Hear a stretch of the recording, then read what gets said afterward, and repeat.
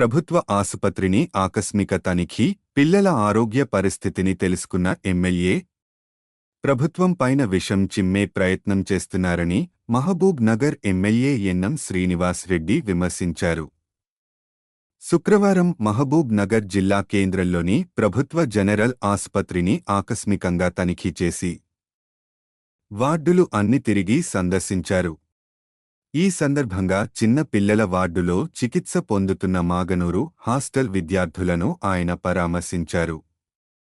వైద్యులను అడిగి వారి ఆరోగ్య పరిస్థితిని మరియు వారికి అందిస్తున్న చికిత్స గురించి డాక్టర్లను అడిగి తెలుసుకున్నారు.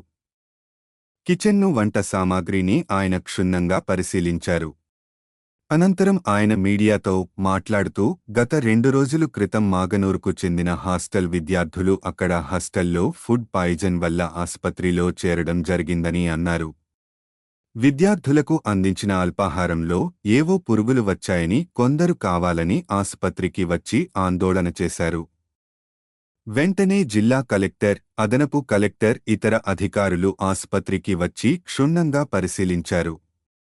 అధికారులు పూర్తిగా కిచెన్ను, భోజనానికి వినియోగించే వస్తువులను, బియ్యం, పప్పులు అన్నింటినీ పరిశీలించడం జరిగిందని, ఆసుపత్రిలో రోగులందరికీ ఇక్కడ నుంచే ఆహారం అందిస్తుంటే కేవలం ఒకే ఒక్క విద్యార్థికి మాత్రమే పురుగులు రావడం జరిగింది అని, దానిపైన పూర్తిగా విచారణ చేస్తామని, ఒకవేళ అధికారుల తప్పిదం ఉంటే చర్యలు ఉంటాయని ఆయన స్పష్టం చేశారు.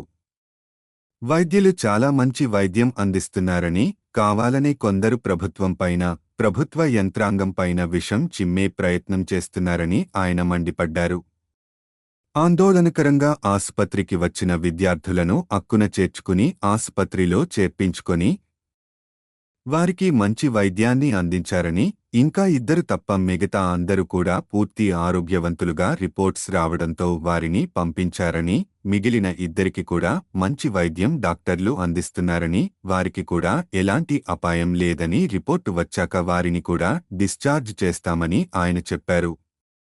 ఎమ్మెల్యేతో పాటు ఆసుపత్రి డెవలప్మెంట్ కమిటీ సభ్యులు బెజ్జుగం రాఘవేందర్, సాదుల్లా, గ్రంథాలయ సంస్థ చైర్మన్ మల్లు నరసింహారెడ్డి, కౌన్సిలర్ ఖాజా పాషా, నాయకులు ప్రవీణ్ కుమార్ తదితరులు